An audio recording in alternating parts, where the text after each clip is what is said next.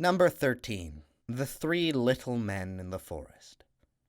There once was a man whose wife died, and he was undecided whether he wanted to marry again.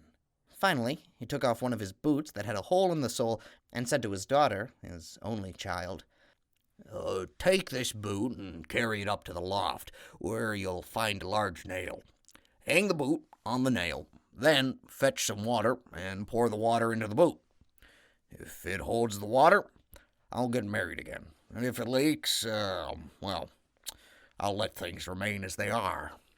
And the maiden did as she was told. The water drew the hole together, and the boot became full to the brim.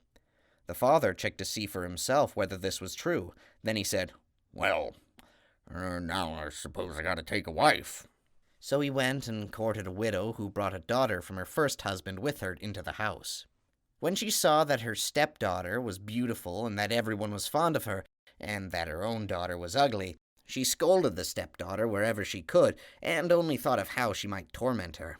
One day, in the middle of winter, when the snow was high, the stepmother sewed her a dress made of paper, and when it was finished, she called her stepdaughter to her and said, "I've got a craving to eat strawberries. So put on this dress, go into the forest, and fetch me a basket of strawberries, and don't you dare return home until the basket is full." The maiden wept bitter tears and said, "Strawberries don't grow in winter, and even if they were there, they'd be covered by the snow. How am I supposed to find them? It's so cold outside that my breath will freeze. How can I go out in a paper dress? The wind will blow right through the dress, and the thorns will tear it off my body." "Don't say one more word," the stepmother replied. "Get going and look for the strawberries." In her jealous heart, she thought that the maiden would freeze outside and never return. That's why she had made the thin paper dress. Since the maiden was obedient, she put on the paper dress and went out into the forest. There was nothing but snow, not even a blade of green grass, so she kept going. And when she reached the middle of the forest, she saw a small cottage, and 3 little men were looking out the window. She wished them a good day, and since she greeted them so politely, they asked her what she was looking for in the forest, dressed in such a thin paper dress when it was winter time. "Oh," she answered, "I'm supposed to look for strawberries, and I'm not to return home until I've gathered a basketful." The 3 little men responded, "Go behind our homes and clear the snow away. The strawberries have been protected there and have grown.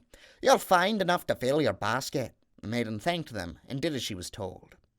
While she cleared away the snow and gathered the strawberries, the 3 little men began talking amongst themselves. "Since she's been so polite to us and is so beautiful, what gift should we grant her?" "I'll make sure that she becomes even more beautiful than she is. This is my gift," one of the little men said. "Each time she speaks, golden coins will fall out of her mouth." "That will be my gift," said another of the little men. "I'll grant her a king who will come and take her for his wife," the third little man said. When the maiden came back to them, they bestowed their gifts on her, and when she wanted to thank them, golden coins fell from her mouth. Then she went home, and the stepmother was astonished by the strawberries that she had brought with her, and was even more astonished when she saw the golden coins that fell from the girl's mouth. Shortly thereafter, a king came, took the maiden with him, and made her his wife. Now, the mother thought about how she might provide her daughter with the same great fortune. So she sewed her a splendid fur coat, and told her to go into the forest and ask the little men for a gift. But the men saw that she had a wicked heart, and instead of giving her good gifts, they gave her bad ones. The first wished that she would freeze in her fur coat as if it were made of paper. The second wished that she would grow uglier with each passing day. The third wished that she would die a miserable death. The girl returned home shivering, as if her fur coat had been made of paper, and she told her mother what she had encountered. And when her mother saw that the curses of the 3 men were starting to take effect, she thought only of avenging herself. So she went to her stepdaughter, who was now the queen, and pretended to be friendly and charming. Consequently, she was welcomed and given her own apartment. Shortly thereafter, the queen gave birth to a prince, and one night, when she was alone and sick and weak, the wicked stepmother lifted her out of bed with the help of her daughter, and they carried the queen outside to the river and threw her into it. The next morning, they told the king that the queen had died during the night. The following night, the kitchen boy saw a duck swimming through the drain into the kitchen, and it asked, "Are all my guests now sound asleep?"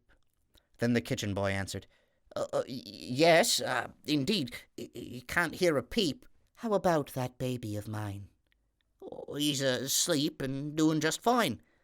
Then the duck assumed the shape of the queen, went upstairs, suckled and nursed the baby, plumped his little bed, covered him, and returned to the drain where she swam away as a duck. This happened the next night, too, and on the third night she said to the kitchen boy, Go and tell the king to take his sword and swing it 3 times over my head on the threshold.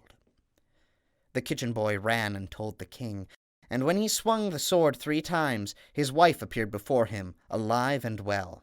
The duplicity of the stepmother and her daughter was now clear as day, and they were cast into the forest to be devoured by wild animals. The end.